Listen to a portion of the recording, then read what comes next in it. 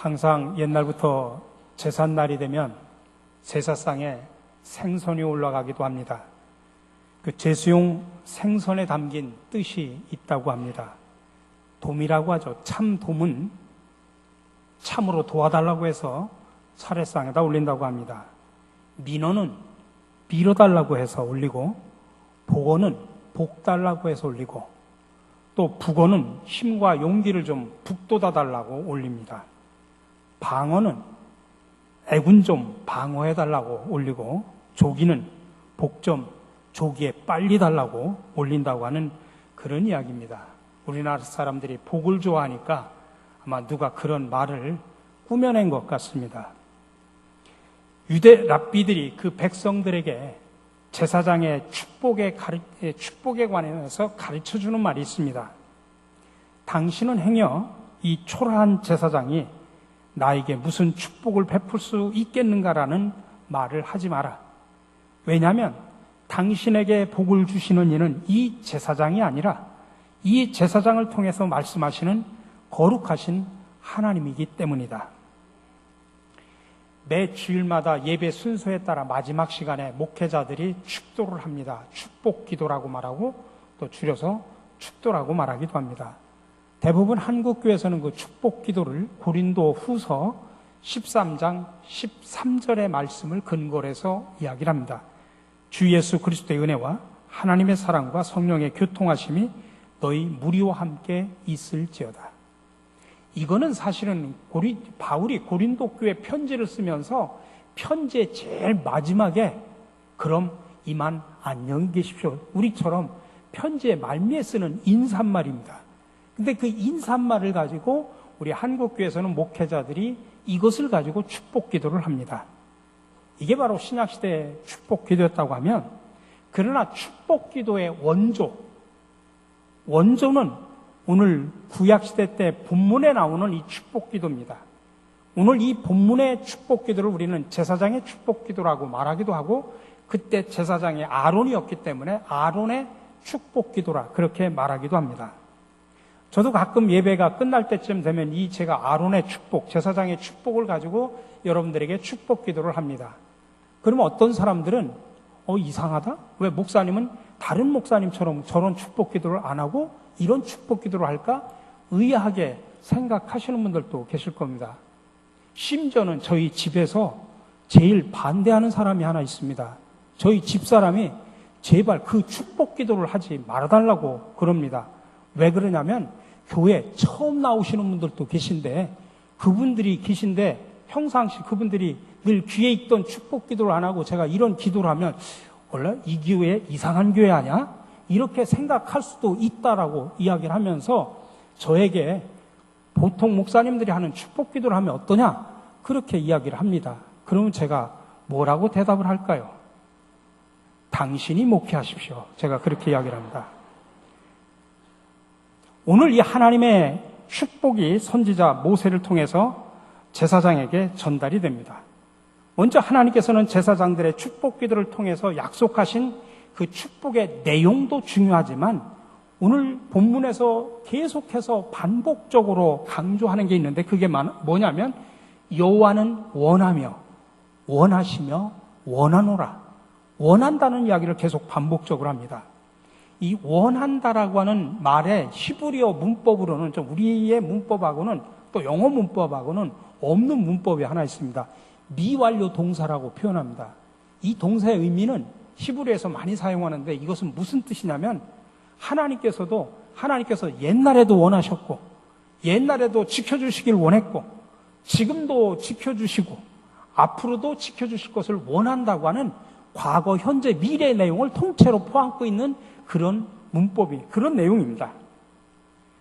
축복은 우리가 받고자 하는 것만이 아니라 하나님께서 이렇게 우리들에게 주시기를 원한다고 하는 것을 계속 강조하는 말씀이 오늘 이 말씀입니다.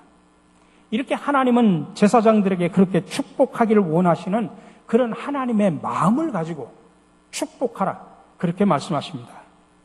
자, 그렇다면 하나님께서 우리들에게 주시려고 하는 그 축복의 내용이 뭘까요? 오늘 본문에 세 가지를 이야기합니다. 첫 번째로는 보호의 축복입니다. 오늘 24절 말씀해 보니까 여호와는 내게 복을 주시고 너를 지키시기를 원하며.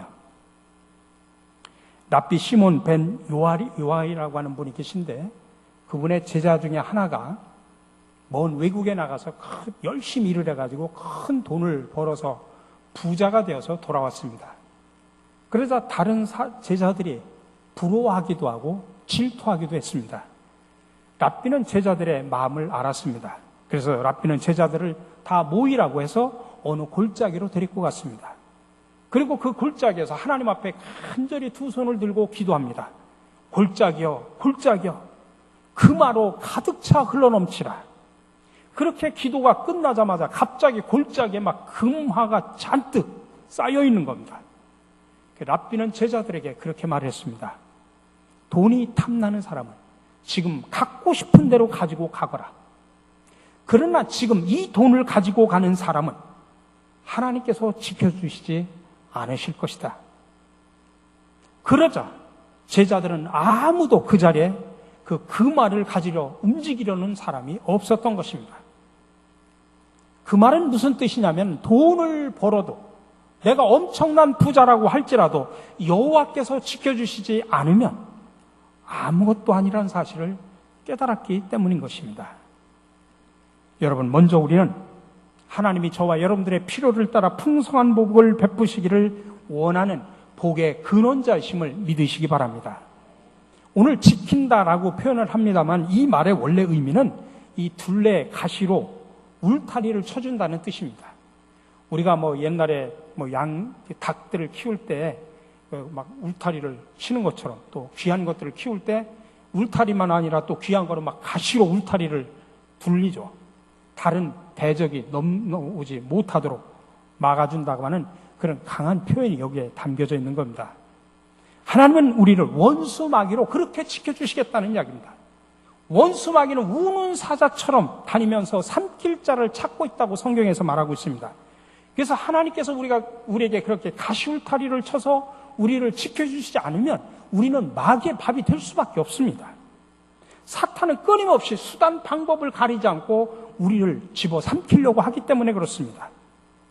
여러분, 이런 공격으로부터 막아준 구약에 수많은 예가 있는데 한 예를 들어봅시다.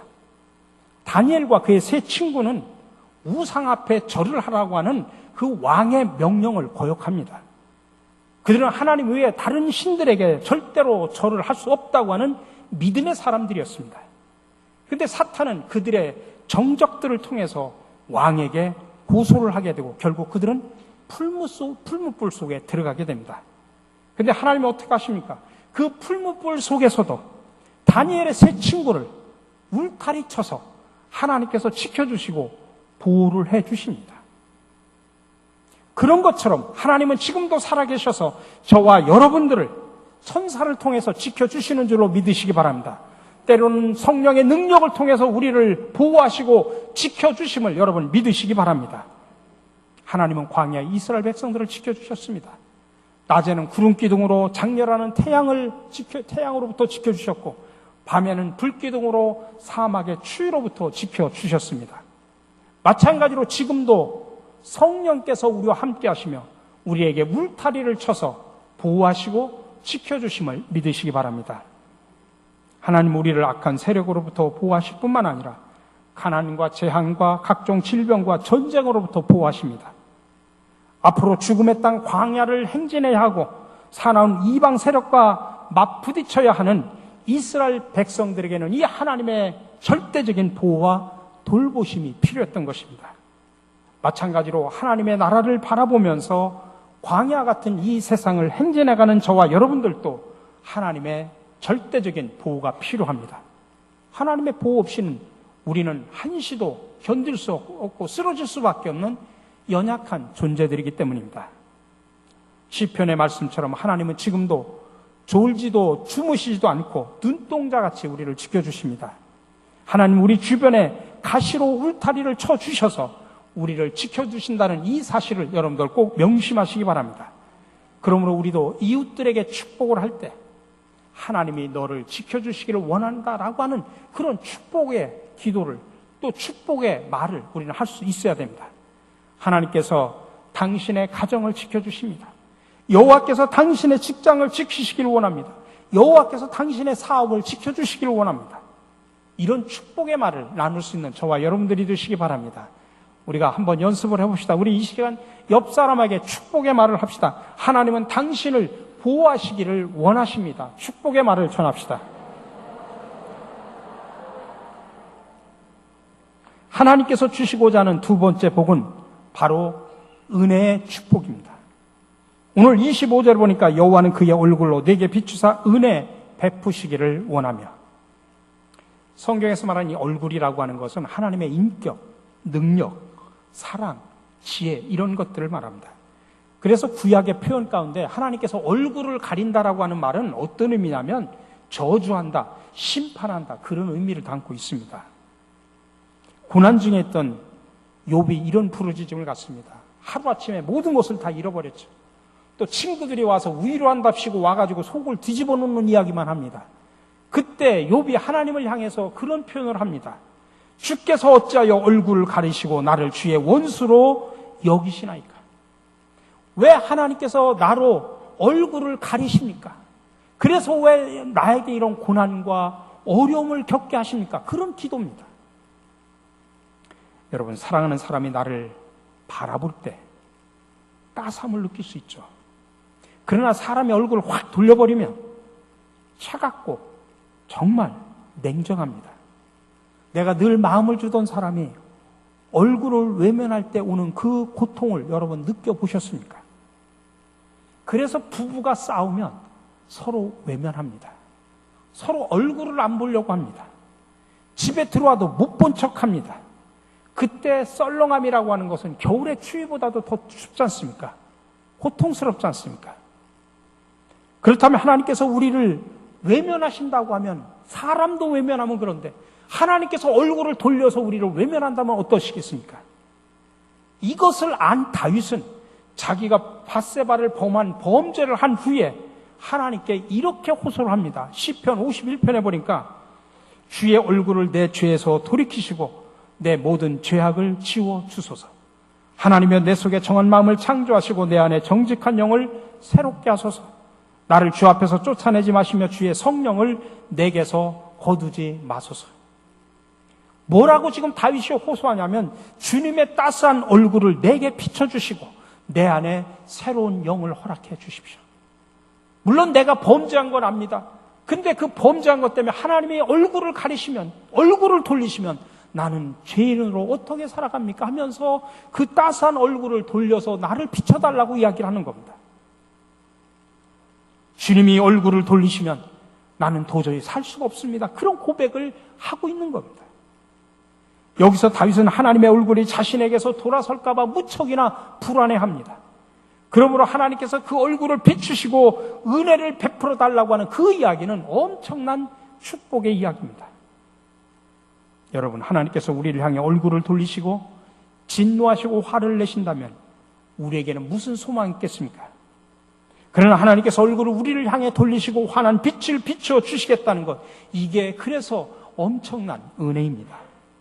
이렇게 하나님의 얼굴로 우리를 비춰주신다면 우리는 용기를 얻게 되고 생기를 얻게 되고 새 힘을 얻게 됩니다. 죄 있는 자가 죄사함을 받게 되고 슬픔을 갖고 있는 사람이 기쁨을 회복하게 되고 무능력자가 능력을 갖게 되고 소망 없는 자가 소망을 갖게 됩니다. 망한 자는 다시 살아날 수 있는 그런 용기를 얻게 됩니다. 여러분, 이게 바로 하나님의 은혜입니다.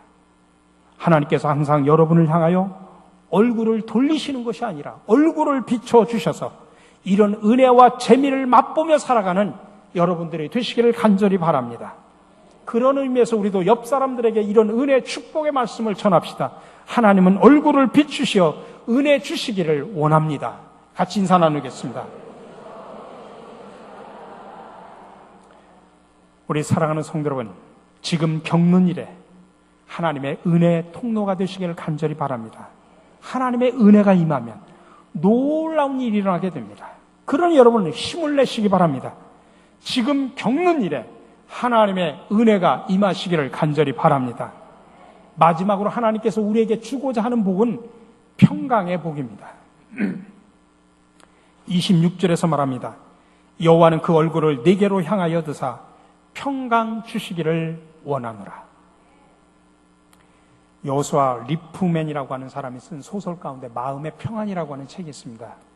그 책의 젊은 주인공이 한 번은 어떤 노인을 찾아가서 자기 소원을 말합니다. 그러자 노인이 말합니다. 그대가 원하는 것이 무엇이냐? 젊은이가 말하기를 첫째는 건강이고, 둘째는 재물이며, 셋째는 미모이고, 넷째는 재능이고, 다섯째는 권력이고, 여섯째는 명예입니다. 자기 소원을 다 말하는 이 청년의 말을 들으면서 노인은 이렇게 말을 합니다. 청년, 그것이 자네를 만족시켜 줄 수 있다고 생각하는가? 거기에 평안이 없으면 아무것도 즐길 수가 없다네. 그렇습니다. 평화는 우리 인생의 가장 기본적인 복입니다.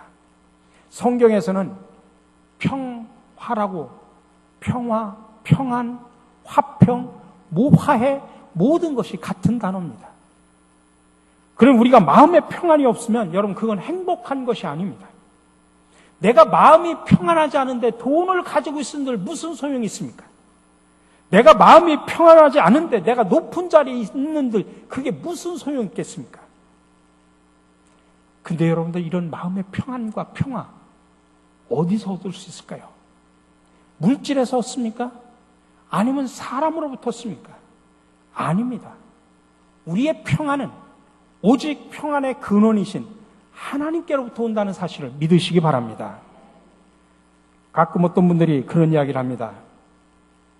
목사님, 일주일 동안 세상에서 힘들고 지친 세상 속에서 지쳐가지고 온 우리 교인들에게 목사님이 따스한 말 한마디, 따스한 웃음 한마디로 그들을 좀 이렇게 맞아주시면 안 되겠습니까?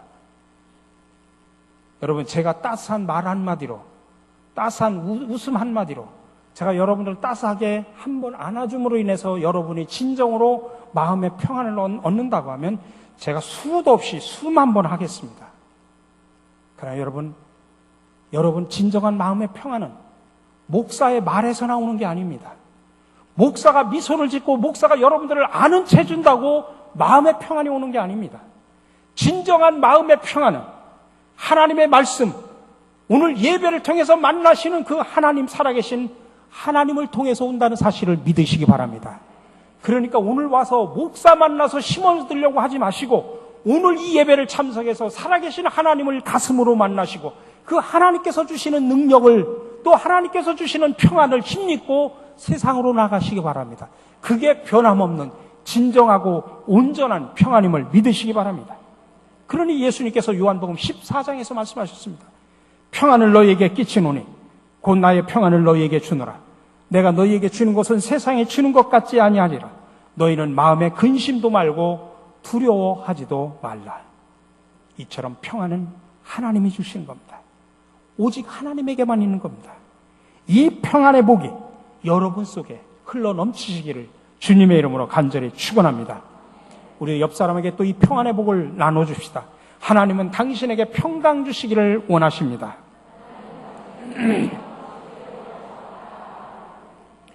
근데 오늘 이 본문 말씀 가운데 또 하나 중요한 구절이 있습니다. 그게 바로 27절입니다.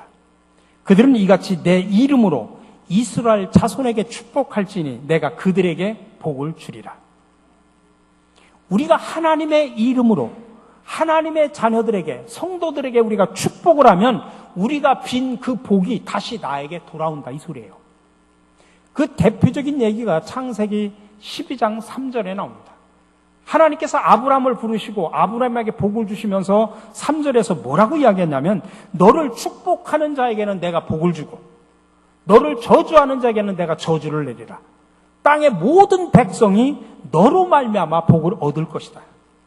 이렇게 아브라함에게 복을 비는 자에게는 복 주고 저주하면 나도 저주하겠다, 그 말입니다. 그러니 여러분, 진정으로 하나님의 복을 받기를 원하십니까? 그러면 이웃에게 먼저 축복을 하시기 바랍니다. 복을 비시기 바랍니다. 교회에 오시면 담임 목사에게도 축복을 주십시오. 축복의 말을 하십시오. 우리 섬기는 우리 장로님들, 우리 권사님, 집사님들, 또 다양한 사역 팀장들, 섬김이들, 또 보이지 않는 곳에서 수고하고 애쓰는 모든 사람들, 또 우리 만나는 성도들에게 모두에게 여러분 복을 비십시오. 그러면 그 복이 여러분에게 온다 이 말씀입니다. 여러분, 때로는 저런 왼수 같은 인간, 복은커녕 저주하고 싶은 사람도 있을 겁니다. 근데 여러분, 로마서 12장 14절 말씀을 들으십시오. 너희를 핍박하는 자를 축복하라. 축복하고 저주하지 말라. 여러분, 이 말씀은 우리를 너무나 사랑하셔서 주신 말씀입니다. 내가 그 사람, 그 원수를 저주하면 그 저주의 말이 나한테 돌아오지 않습니까? 나를 너무나 사랑하시는 하나님은 나에게 저주를 주는 것이 아니라 축복 주시기를 원하시는 거예요. 근데 내가 그 복을 못 받고 내가 원수에게 저주를 해요. 그럼 그 복이 나한테 축복으로 오는 게 아니라 저주로 오지 않습니까? 그럼 왜 그런 믿지는 인생을 삽니까? 여러분, 원수에게도 축복하십시오. 축복의 말을 빌으십시오. 그럼 원수의 마음도 바뀝니다. 그리고 그 복도 나에게 돌아옵니다. 여러분, 마지막으로 오늘 주신 이 말씀을 우리 삶 속에 꼭 실천하기 위해서 복받는 연습을 하기를 바랍니다. 특별히 여러 사람들에게 복을 비는데 오늘은 연습하기 위해서 자녀들에게 우리가 이 복을 한번 나눠봅시다. 자녀들이 여럿이 있습니다. 근데 제일 큰애 이름만, 오늘 시간이 없으니까 큰애 이름만, 둘째, 셋째는 집에 가서 복을 빌어주시기 바랍니다.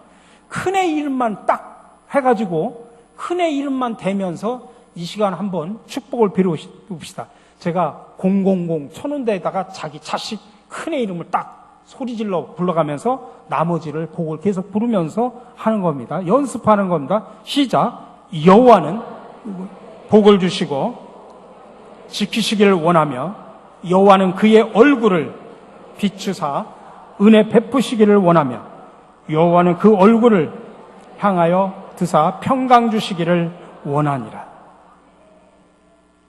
여러분, 예배 끝나면 만나는 성도들에게 하나님은 당신에게 이런 복을 주시기를 원한답니다. 복 받으십시오. 세상에 일주일 동안 나가서 만나는 사람들에게 다 축복을 빌어주십시오.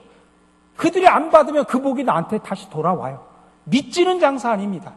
여러분이 복을 빌어서 많은 사람들에게 하나님이 주시고자 하는 그 복을 나도 받고 많은 사람들에게 나눠줄 수 있는 멋진 성도로 살아가시기를 주님의 이름으로 간절히 축원합니다.